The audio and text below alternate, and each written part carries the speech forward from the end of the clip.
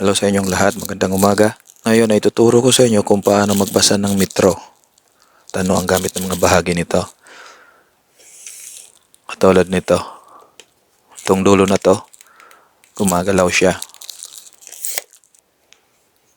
Tapos dito mapapansin nyo, may nakaukit na 3 in 1/8 inches. Ibig sabihin, ito, galing dito hanggang dito. Yan ang sukat niya. Tuturo ko sa iyo pagkatapos, pero iunahin muna natin kung paano magbasa ng metro. Ang gagamitin kong metro ay ang ginagamit namin dito, ang English system. Sa English system, makikita mo yung unit na inches, inch or inches, tapos foot or feet. Unahin ko yung ito, palaki na lang natin itong 1 inch. Ito, start tayo dito. Pag natin to, itong 1 hole na to, tingin natin, 1/2 yan. Ibig sabihin, 1/2, ito 2/2. 1 whole number. Okay. Tapos niyan, hatiin natin to, itong 1 inch sa 4. Ito naman, 4 na parte. Itong 1 inch, hinatiin natin sa 4 na parte. Ibig sabihin, ang bawat isa nito, quarter or 1/4. Kaya ito, 1/4, 1/4, 1/4, 1/4 din yan.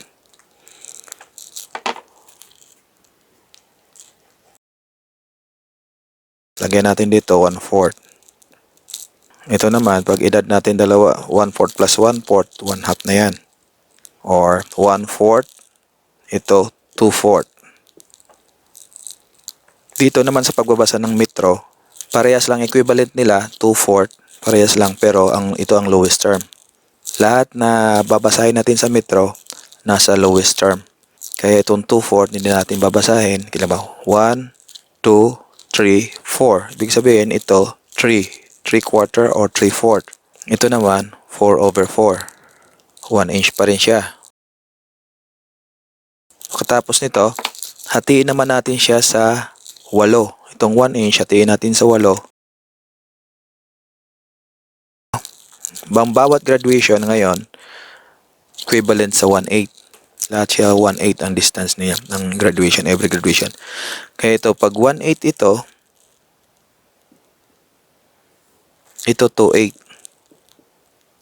Ibig sabihin, 2/8 siya, kaya magiging 3/8 ito. Ito naman, magiging 4/8. Hindi natin siya babasahin, lowest term pares tayo. Pero ang equivalent nila, lahat na ito, parehas lang ka nasa baba. Kaya ito magiging 5/8. 5/8. Ito magiging 6/8. Katumbas niya is 3/4 din. Ito magiging 7/8 na. Lagay natin dito. 1, 2, 3, 4, 5, 6, 7, 8. Okay?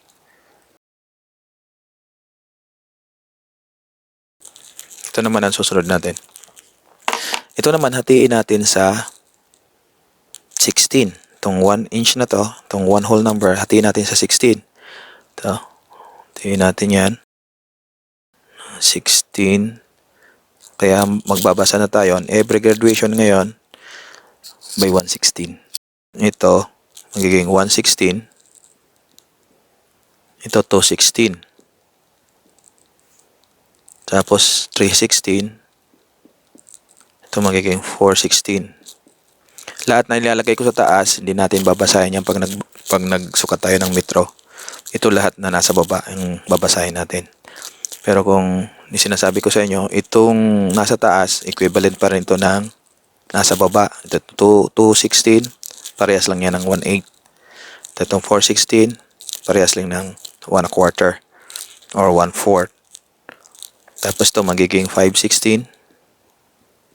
Ito 6/16. Ito magiging 7/16. Ito 8/16. 9/16. 1016. Ito magiging 1116. Ito magiging 1216. Ito magiging 1316. Ito magiging 1416. Ito 1516. Itong sa huli, 1616. 16/16. Okay. Ngayon, pwede na tayo magbasa ng metro. Tanggalin ko lang ito para hindi kayo malito. Yan. 116, 18, 316, 1/4 or 1/4, 516, 3/8, 716. Ito naman, 1/2, 916, 5/8, 1116, 3/4 or 3/4, 1316, 7/8, 1516. Yan, ganyan tayo magbasa. Itong lahat na nandito sa baba, ganyan tayo magbasa. Nasa lowest term. Meron pa yung by 1/32. Bira naman natin gamitin. Ibig sabihin, itong 1 inch na ito, hinati na naman ito sa 32. Kaya ito magiging 132, tapos ito 232. Hanggang makarating dito, 32/32. Magbabasa na tayo ngayon. Ito ay 7 1/4, 8 7/16, 6 5/8. Ngayon ay ituturo ko naman sa inyo yung iba't ibang parte nito, kung ano ang gamit. Unahin natin itong gumagalaw na to, itong metal na gumagalaw, ginagamit ito sa inside and outside measurement. Yan. Ito pang inside, ito pang outside. Ito, halimbawa nito, dapat itulak natin to dito. Nakasagad dapat ito. Yan, inside. Pag outside naman, dapat ihatak natin to. Yan, ganyan pagsukan nito. Tapos ito inside. Tapos outside.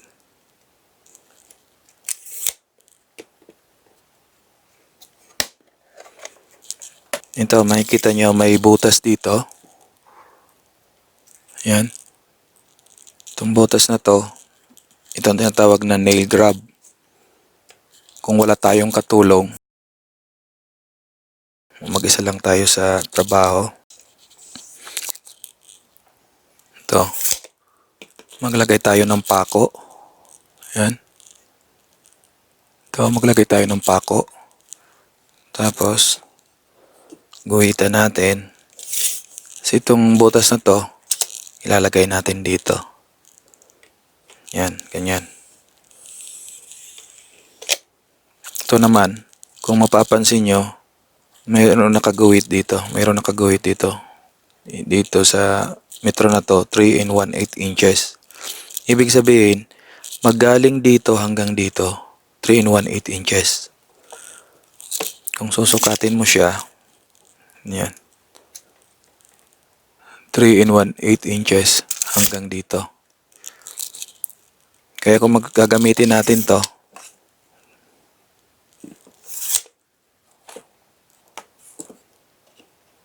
ganyan. Halimbawa, susukatin natin yung ilalim. Instead na baliin natin, ganyan, babaliin natin. Ang gagamitin natin, ito. Ganyan. Nakasaga dito, hanggang dito yan sa dulo.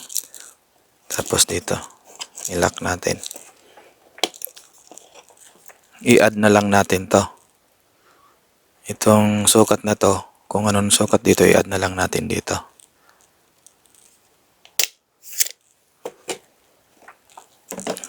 Ito naman, papansin nyo, naka-curve siya. Bakit siya naka-curve? Para pang patibay yan. Ito pang patibay. Isa pa, pag binali natin, babalik lang siya.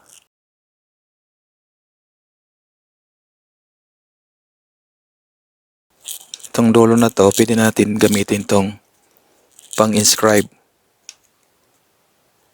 Ayan. Pwede natin gamitin itong pang-inscribe. Ilagay natin dito yung sukat, tapos inscribe natin. Ito, example nito. Halimbawa ito, insulation. Hindi na tayo magsusukat. Ito, gawin natin. Ilagay natin dito. Halimbawa, 3 inches ang gusto natin. Yan. I-mark natin. Ito na ang magiging pangguhit natin. Mas mabilis. Tapos, hiwain na natin yung insulation ng cutter. Mas mabilis yan. Kaysa magsusukat tayo dito, susukatin natin 3 inches. Tapos susukatin natin dito. Pagkatapos, babarahan natin ng ganyan. Medyo matagal-tagal. Kung nagmamadali kayo, mas maganda yon. Isa pa ito, pwede natin gawin compass. Itagay natin dito sa butas. Yan. Lagay natin dito sa pako. Itong butas na to. Yan. Tapos gamitin natin compass. Yan ang ikot natin. Or ito, kadalasan, magiging compass din to. Itong dulo na to. Ganyan. Lalo pag mga malalakihan, ito nang gagamitin natin pang compass. Lalo na sa mga elbow, offset, yan. Pili natin itong gamitin.